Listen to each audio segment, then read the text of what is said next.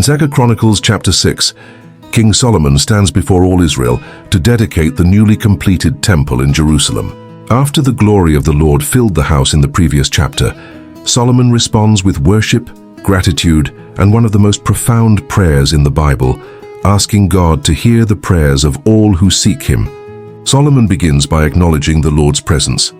He declares that although God has said He would dwell in a thick cloud, Solomon has now built a magnificent temple as a place dedicated to His name. Turning to the gathered assembly, Solomon blesses the people and praises the Lord for fulfilling the promise made to his father David. God had chosen Jerusalem as the place where His name would dwell and had chosen David's family to rule over Israel. Solomon reminds the people that David had long desired to build a house for the Lord. Although God approved of David's desire, He explained that David would not build the temple because that responsibility would belong to his son. Now Solomon declares, "The Lord has fulfilled His word. He has succeeded David as king and completed the temple according to God's promise." Standing before the altar of the Lord in the presence of the entire nation, Solomon has a bronze platform built especially for the occasion. He kneels before the people, spreads out his hands toward heaven, and begins to pray. He praises God as the one who keeps His covenant and shows faithful love to those who walk before Him with all their hearts. Solomon acknowledges that while God has faithfully fulfilled His promises, no earthly building can truly contain Him. Even the highest heavens cannot contain the Creator, much less a temple built by human hands.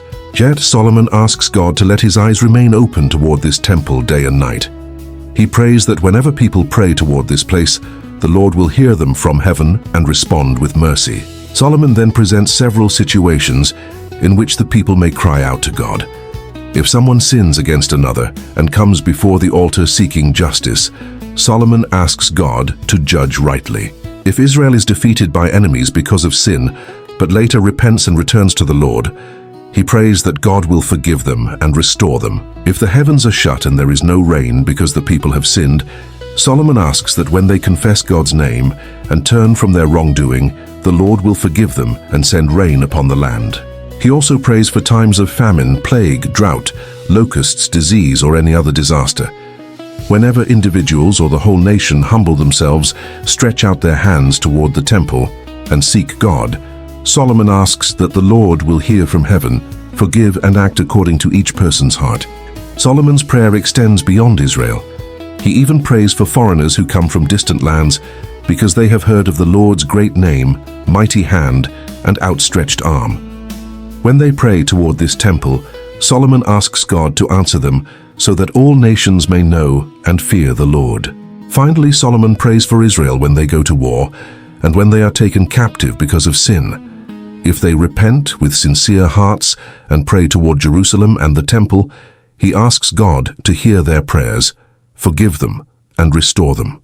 He concludes by asking the Lord to arise and take His resting place in the temple with the ark of His strength. He prays that the priests will be clothed with salvation, that God's faithful people will rejoice in His goodness, and that God will remember His covenant with David. The key message of this chapter is that God desires hearts that continually turn toward Him. The temple becomes a symbol of God's presence, but Solomon makes it clear that forgiveness, restoration, and blessing come to those who humbly seek the Lord in repentance and faith. Next comes 2 Chronicles chapter 7, where God answers Solomon's prayer with fire from heaven, fills the temple with His glory once again, and gives one of the Bible's greatest promises about repentance and healing.